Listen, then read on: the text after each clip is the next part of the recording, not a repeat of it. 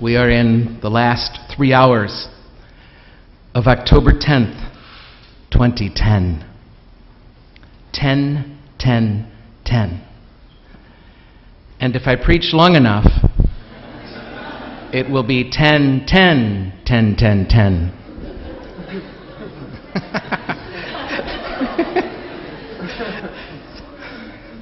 And people say I don't know math. They are so wrong.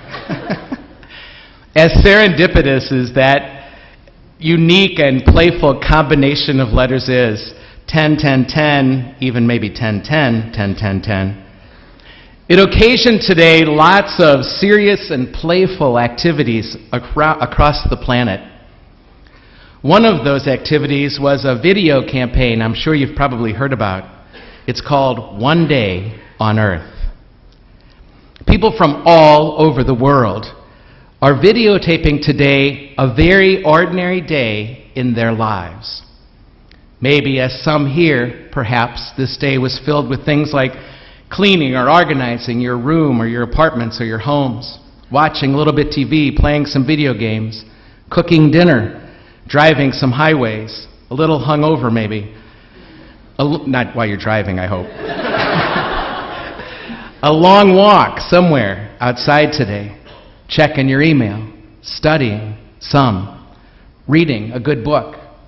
Today, babies were born, and people who somebody loved died. All these things fill up this day. Some will matter, some will not. And all those events will be held in a sort of a time capsule for all eternity. I hope that one of the things that comes out of this One Day on Earth event is that we are grateful to even have had this day, to even have any day, really. And maybe we can start right there. Did you ever notice how some people are more thankful than others? Why? Why are some people more grateful than other people? Is it because they're more blessed? Not at all. Look at this gospel you just heard. Were not 10 lepers healed? Didn't they all have equal reason to be thankful? Then why did only one return? The fact that some people are more grateful than other people, in the end, has nothing to do with how much they have. As a matter of fact, more and more scientific studies are revealing that the more we have, the more we want. And the more we want, the more unhappy we become. So does something have to do with how much they have? No, not at all. But it has everything to do with where they put their focus. Grateful people are those who have learned to look for their blessings. It's really that simple, my friends. Grateful people are those who have chosen to focus their energy on just how blessed they are. The more we look for stuff to complain about, the more we'll find it, because it's there. The more we look for stuff to be grateful for, the more we'll see it, because it's there. What percentage of your happiness depends on the circumstances you find yourself in at any given moment? What was your guess? Studies indicate a growing consensus among scientists. These are not self-help gurus. These are scientists. That only 10% of our happiness depends on the circumstances of our lives. 10% Depends on what's going on for us at any given time. 50%, scientists tell us, begin at this set point, a set point arrived at because of genetics, environment, whatever, but we all start with this sort of set point for our happiness. And only 10% of our happiness is affected negatively by our circumstances, but a whopping 40% has to do with attitude. 40% is attitude. In other words, we can do something about our happiness. We really can.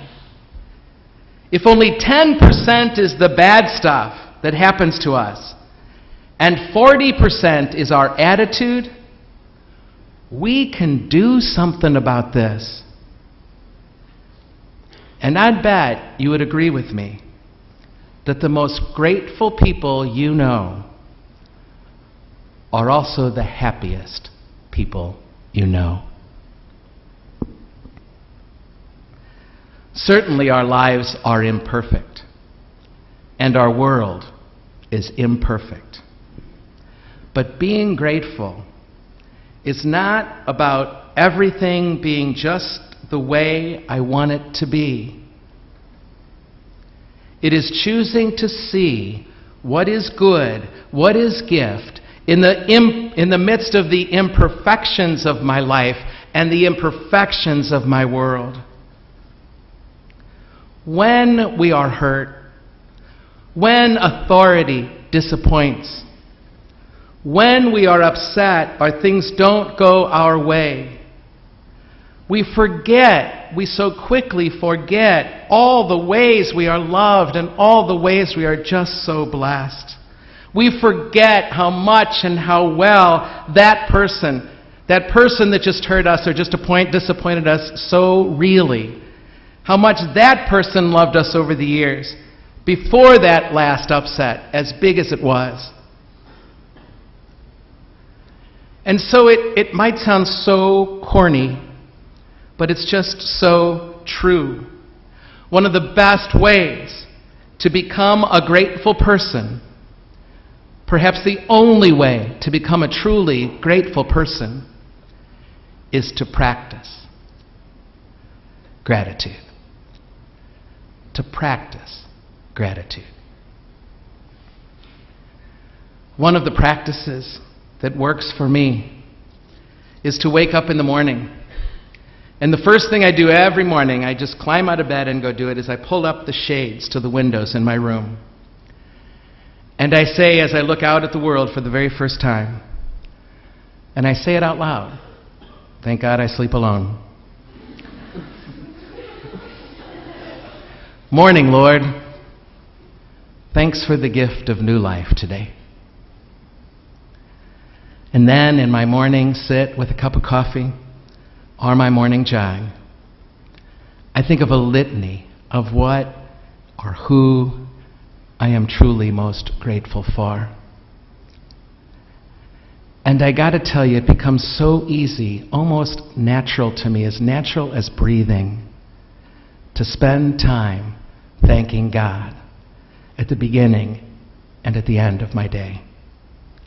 And usually for different things every day, because I have learned, and I am learning still, to see how blessed my life has been, how blessed my life is. Well, that's the way I do it. Some people keep what you might want to call a gratitude journal. And maybe that's something we could all do between now and Thanksgiving, just a few weeks away. To each day, jot down 3 things that we are grateful for. A word, a phrase, a sentence. It doesn't have to be much. And the next day, 3 other things.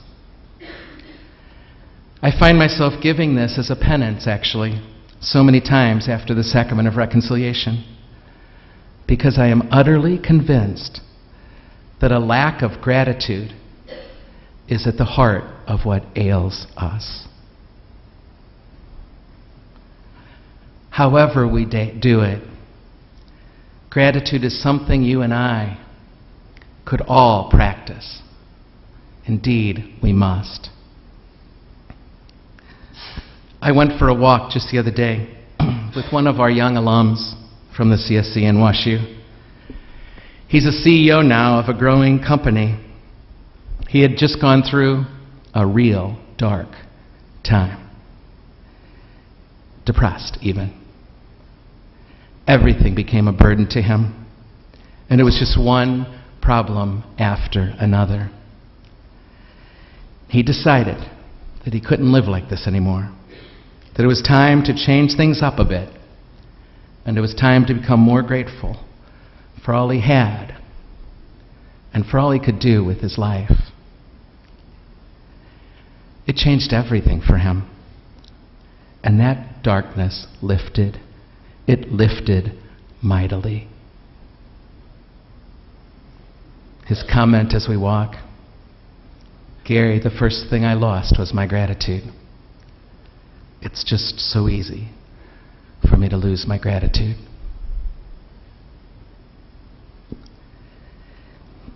If you were filming this day, 10-10-10, in your life, you know one of the things that it would include? This hour. This hour you chose to spend together right here in the waning hours of this day. Obviously, with all you have to do and all the deadlines that remain unmet for you, obviously this mattered enough for you to do, to take one of those hours of this day and to give thanks. You are practicing gratitude by being here. You are practicing gratitude just by showing up tonight for this hour. You know, there are people sitting around you here tonight who have had a great day today, a great day, and they're feeling very, very full of life. There are others sitting around you tonight who have had awful days. Lots of anger, insecurity, anxiety, maybe even, and sometimes tears that they barely wiped away by the time they got to these doors. Do you know what the church says to you tonight? To both of you, whether you come full or empty. The church says to you, let us give thanks to the Lord our God.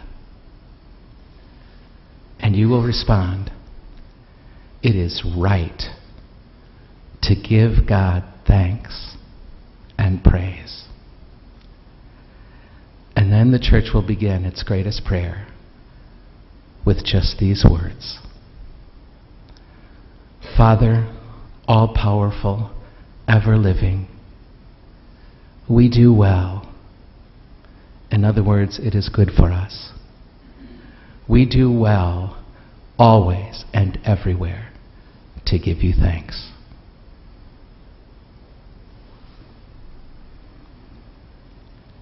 How important it is to learn to give thanks to God in good times and in bad, and to practice it right here together every Sunday.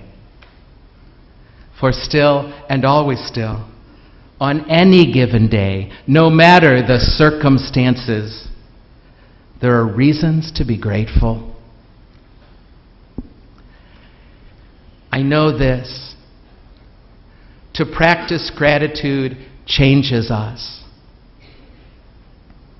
It is the biggest piece of that 40% that will raise that set point for each of us.